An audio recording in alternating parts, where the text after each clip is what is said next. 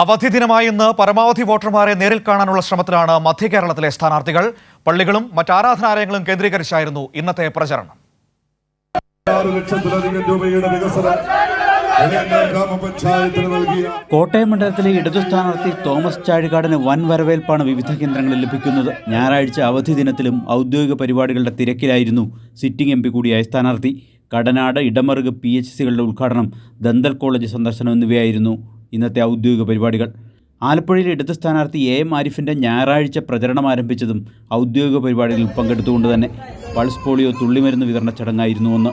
തുടർന്ന് പള്ളികൾ കേന്ദ്രീകരിച്ച് പ്രചരണം. വൈകിട്ട് ചേർത്തല നഗരത്തിൽ റോഡ് ഷോ നടക്കും. എക്സ്റേ കവലിൽ നിന്നും ആരംഭിച്ച് വൈകിട്ട് 7-ന് വയലാർ രക്തസാക്ഷി മണ്ഡപത്തിൽ പുഷ്പാർച്ചനയോടെ സമാപിക്കും. എറണാകുളത്തെ ഇടതു സ്ഥാനാർത്ഥി KJ ഷൈൻ ടീച്ചർ രാവിലെ മുഖ്യമന്ത്രിയുടെ മുഖാമുഖം പരിപാടിയിൽ പങ്കെടുത്തുകൊണ്ടായിരുന്നു തുടക്കം. തുടർന്ന് നഗരത്തിൽ വോട്ടഭ്യർത്ഥന. എറണാകുളം നിയമസഭാ മണ്ഡല പരിധിയിലാണ് ഇന്ന് പ്രചരണം പുരോഗമിക്കുന്നത്. മാവേലിക്കരയിലെ ഇടതു സ്ഥാനാർത്ഥി CA അരുൺകുമാർ പത്തനംതിട്ട നിയമസഭാ മണ്ഡല പരിധിയിലായിരുന്നു ഇന്നത്തെ പ്രചരണം. പിടവൂർ ജംഗ്ഷനിൽ നിന്നും ആരംഭിച്ച പ്രചരണം വൈകിട്ട് വാഴപ്പാറയിൽ സമാപിക്കും.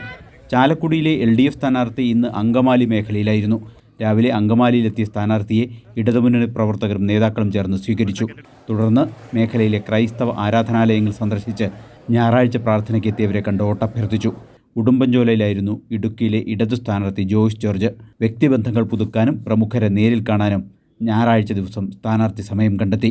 തൃശൂർ ലോക്സഭാ മണ്ഡലത്തിലെ LDF സ്ഥാനാർത്ഥി VS സുനിൽകുമാറിൻ്റെ ഇന്നത്തെ പര്യടനം പുതുക്കാട്, മണലൂർ നിയമസഭാ മണ്ഡലങ്ങളിലെ വിവിധ പ്രദേശങ്ങളിലാണ്.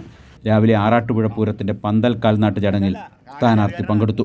തുടർന്ന് വല്ലച്ചിറയിലെ തെരഞ്ഞെടുപ്പ് കമ്മിറ്റി ഓഫീസ് ഉദ്ഘാടന ചടങ്ങിലും വല്ലച്ചിറയിൽ തന്നെ യുവാക്കളുടെ ബൈക്ക് റാലിയിലും ഭാഗമായി. ഉച്ചയ്ക്ക് ശേഷം മണലൂർ മണ്ഡലത്തിലാണ് സ്ഥാനാർത്ഥിയുടെ പ്രചരണം. വിവിധ മണ്ഡലങ്ങളിൽ NDA സ്ഥാനാർത്ഥികളെ പ്രഖ്യാപിച്ചെങ്കിലും പ്രചരണ രംഗത്ത് സജീവമായിട്ടില്ല. കൈരളി ന്യൂസ്, കൊച്ചി.